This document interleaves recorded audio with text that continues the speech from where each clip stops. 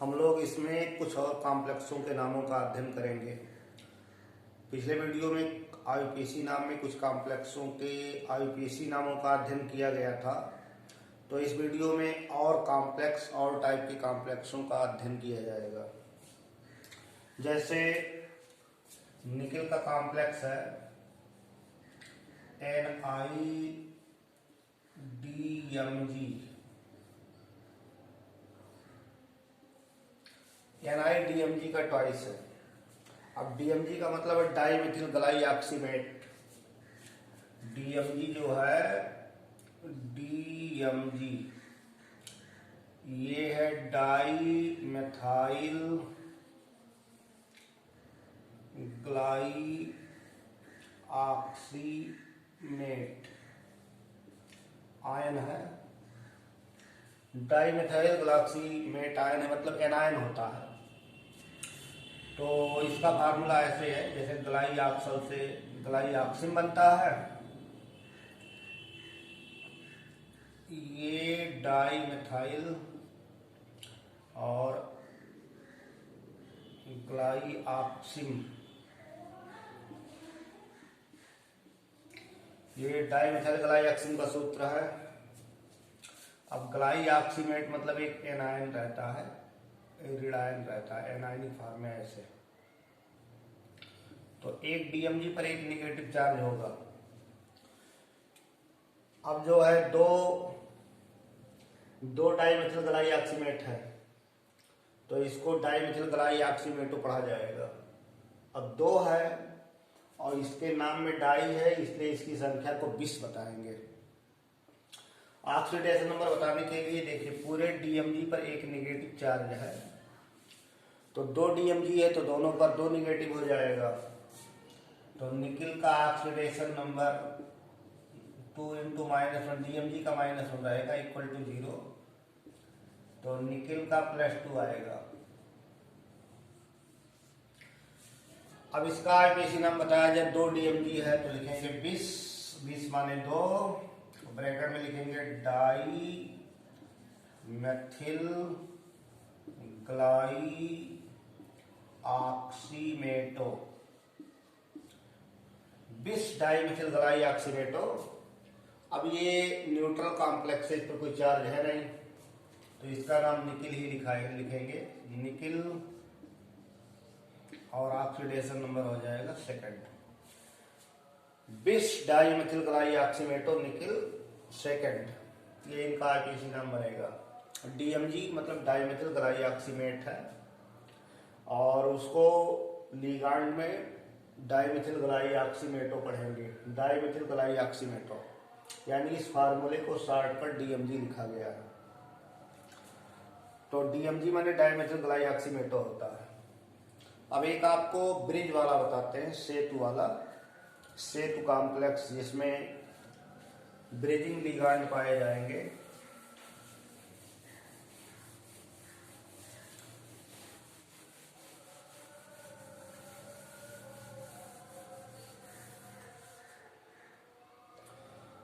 जैसे एक है EN का ट्वाइस, यानी एथेन 1,2 डाइमीन, EN का ट्वाइस कोबाल्ट का कॉम्प्लेक्स है। एक ब्रिज बना है NH से, एक बना है OH से, और फिर ये कोबाल्ट ही है, EN का ट्वाइस है। और ऊपर 3 पॉजिटिव चार्ज पाया जा रहा है। ये तो ये ब्रिजिंग है। NH पर 2 माइनस को NH पर 2 माइनस को इमीडो पढ़ा जाता है, IMIDO इमीडो, और OH माइनस को हाइड्रॉक्सो पढ़ते हैं। ब्रिजिंग लिगांड को म्यू करके पढ़ा जाता है, म्यू इमीडो, म्यू हाइड्रॉक्सो। तो पहले इनका नाम आता है, फिर इनका नाम, इनकी ऑक्सीकरण संख्या, फिर इनका नाम, फिर इनका नाम, फिर लिगांड का नाम और इनका नाम, फिर ऑक्सीडेशन नंबर। तो पहले इनका नाम पढ़ा जाएगा एक सिरे से। तो वो एथिलीन डाइमीन है, EN जो है एथिलीन डाइमीन है, CH2NH2 CH2NH2 एथिलीन डाइमीन है या एथेन 1,2 डाइमीन है ये।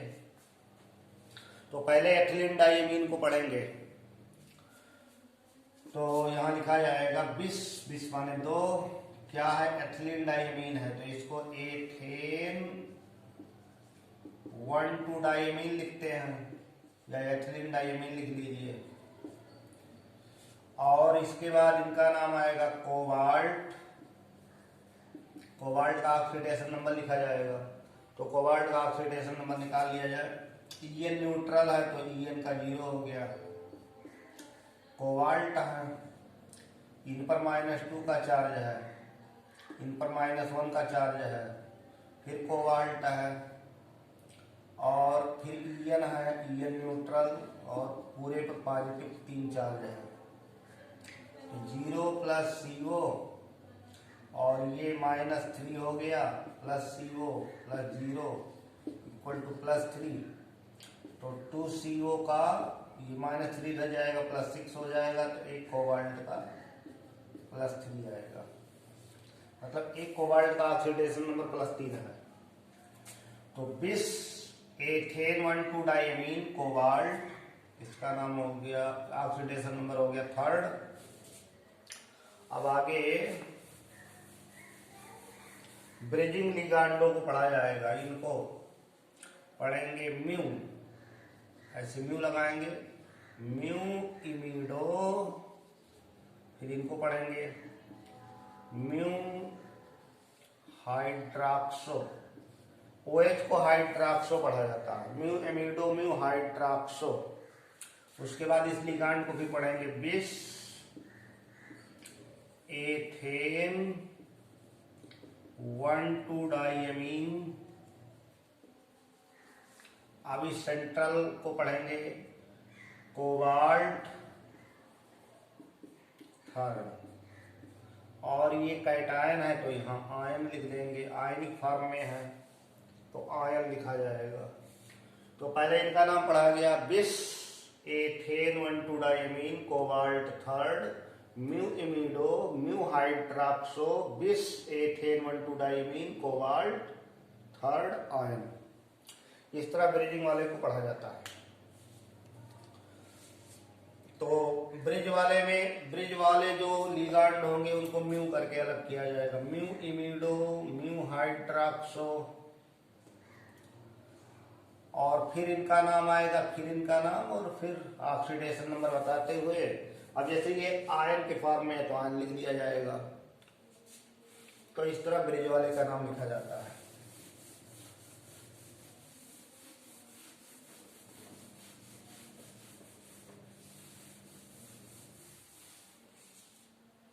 अब एक कॉम्प्लेक्स आपको बताया जा रहा है जिसमें दोनों ही मतलब कैटायन और एनायन दोनों ही कॉम्प्लेक्स हैं।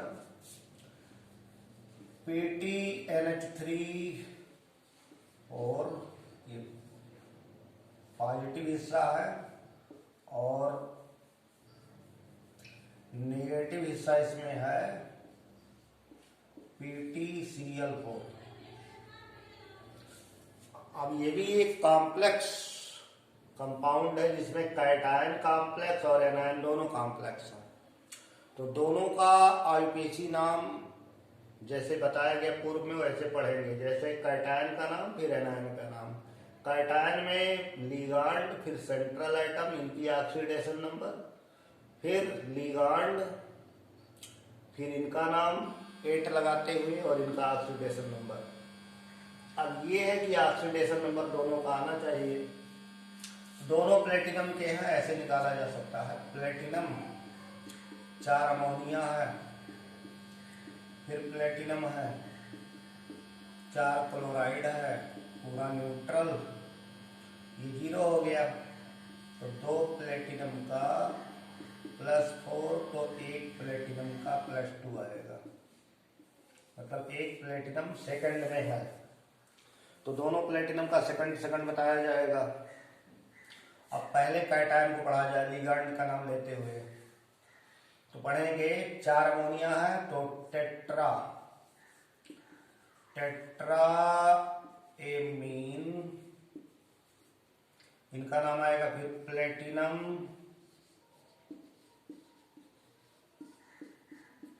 सेकंड। अब इसको पढ़िए, क्लोराइड है तो टेट्रा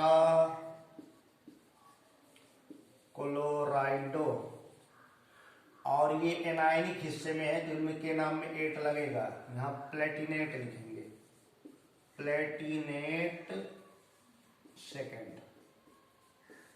दोनों प्लेटिनम सेकंड में है, एक कैटायनिक है एक एनायनिक है। तो tetraammine platinum second, tetra क्लोराइडो Palatinate second. Cationic हिस्सा भी कॉम्प्लेक्स है, एनायनिक हिस्सा भी कॉम्प्लेक्स है। तो कैटायन और एनायन दोनों कॉम्प्लेक्स हैं। तो साल्ट का नेम जैसे पढ़ा जाता है वैसे ही पहले कैटायन का नाम फिर एनायन का नाम पढ़ा जाएगा। और कॉम्प्लेक्सों में जो बताया गया पहले लिगांड का नाम आएगा, फिर सेंट्रल मेटल का नाम आएगा, उसका ऑक्सीडेशन नंबर आएगा। ऐसे एनायन कॉम्प्लेक्स में पढ़ेंगे तो लिगांड का नाम आएगा, मेटल का नाम आएगा, उसमें उसका ऑक्सीडेशन नंबर आएगा। बस ये ध्यान देना है कि जो एनायनिक पार्ट में मेटल आयन है उसमें मेटल के नाम में 8 लगाएंगे।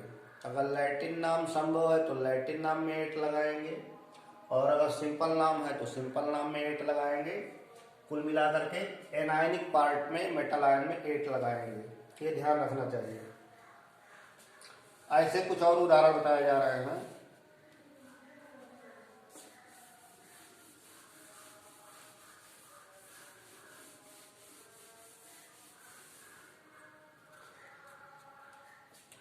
जैसे एक कॉम्प्लेक्स है K2PtF6, ये सिंपल कॉम्प्लेक्स है K2PtF6।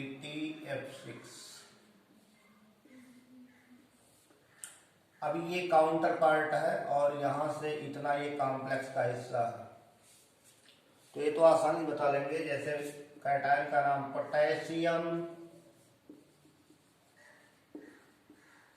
अभी फ्लोराइड है, एक फ्लोराइड पर -1 होता है तो 6 में से 2 घटा दो, ऐसे इसका 4th आएगा। और इस लिगांड को पढ़ेंगे पोटेशियम के बाद हेक्सा फ्लुओराइडो प्लेटिनेट, एनायनिक है प्लेटिनेट, और 4th रहेगा, प्लेटिनम 4th में है। ऐसे आप ऑक्सीडेशन नंबर निकाल सकते हैं।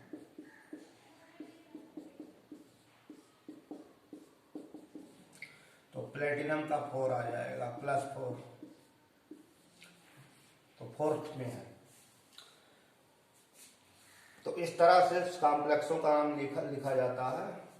ऐसे एक है Fe4 FeCl6 का थ्रायस।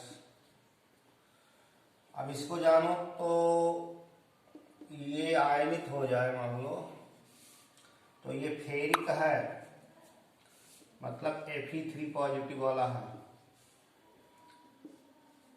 ऐसे ये फेरोसाइनाइड वाला हिस्सा है FeCl6 4-। 4 का मल्टीप्लीकेशन इसमें हुआ, 4 3 जब पॉजिटिव चार्ज 12 हो गए, नेगेटिव चार्ज 12 हो गए। तो ये आयरन 3rd में है और ये आयरन 2nd में है। मतलब काउंटर पार्ट में जो आयरन है वो 3rd में है, कॉम्प्लेक्स पार्ट में जो आयरन है वो 2nd में है। तो थोड़ा डिफाइन करके पढ़ते हैं कि किस स्टेट में है। तो इसको पढ़ लेते हैं काउंटर पार्ट को, पॉजिटिव आयन को, आयरन 3rd, यानी ये आयरन 3rd स्टेट में है। और फिर कॉम्प्लेक्स को पढ़ लेते हैं, हेक्सा साइनो। अब ये निगेटिव कॉम्प्लेक्स आयन में है तो इसका लैटिन नाम में 8 लगाएंगे, फेरेट, और इसका ऑक्सीडेशन नंबर 2nd लिखा जाएगा। Iron 3rd, hexa cyano, ferret 2nd, इस तरह इनका नाम आएगा।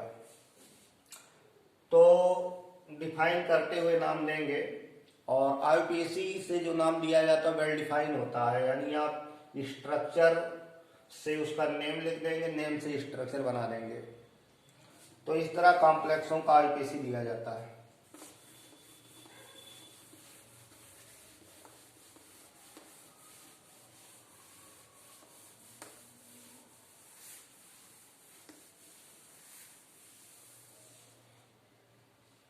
अब हम लोग इसी में आइसोमेरिज्म का अध्ययन करेंगे। कॉम्प्लेक्स में जो आइसोमेरिज्म होता है, isomerism in complexes, isomerism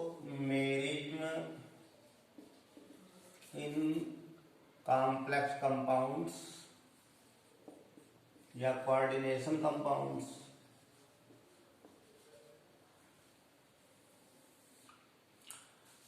iso means होता है सेम और मेरास मीन्स होता है पार्ट।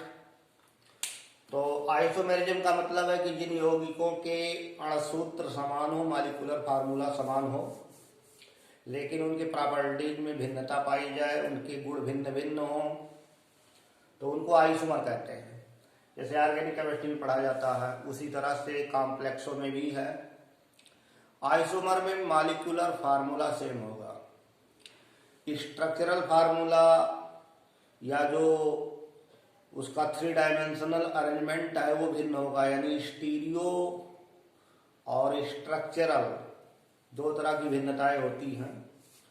तो आइसोमेरिज्म में एक स्ट्रक्चरल आइसोमेरिज्म होता है, एक स्टीरियो आइसोमेरिज्म होता है। स्ट्रक्चरल में मालिकुलर फार्मूला सेम होगा, स्ट्रक्चर में भिन्नताएं होंगी।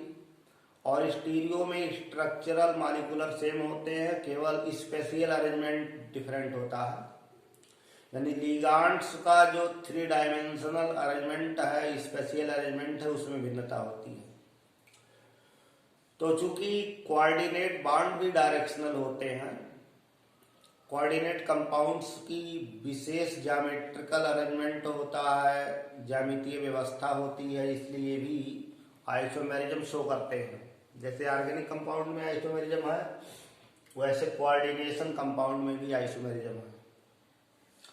तो आइसोमेरिज्म का डेफिनेशन वही दिया जाएगा कि जिन यौगिकों के अणसूत्र समान परंतु गुणों में भिन्नताएं पाई जाती हैं।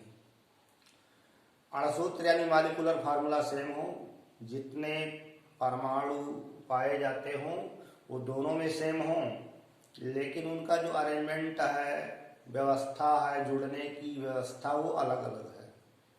तो जिन यौगिकों के अणसूत्र यानी मालिकुलर फार्मूला समान परंतु प्रॉपर्टीज में भिन्नताएं पाई जाती हैं, उनको आइसोमर कहते हैं।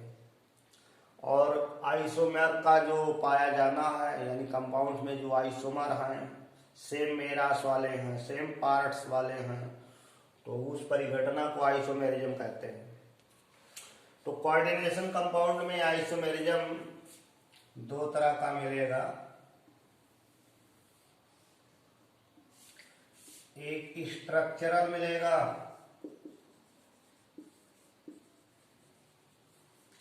स्ट्रक्चरल आइसोमेरिज्म, और एक स्टीरियो मिलेगा स्टीरियो आइसोमेरिज्म। स्ट्रक्चरल और स्टीरियो। अब ऐसे स्ट्रक्चरल में कई तरह के प्रकार मिलेंगे। जैसे स्ट्रक्चरल में एक मिलेगा आयोनाइजेशन आइसोमेरिज्म।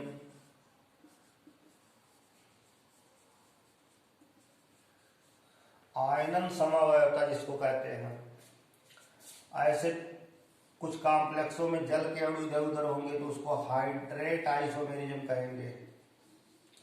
Hydrate isomerism.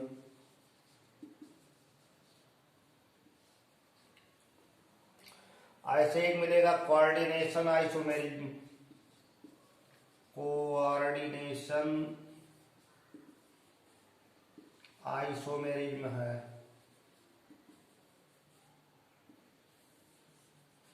और एक आपको मिलेगा लिंकेज आइसोमेरिज्म। Linkage isomerism.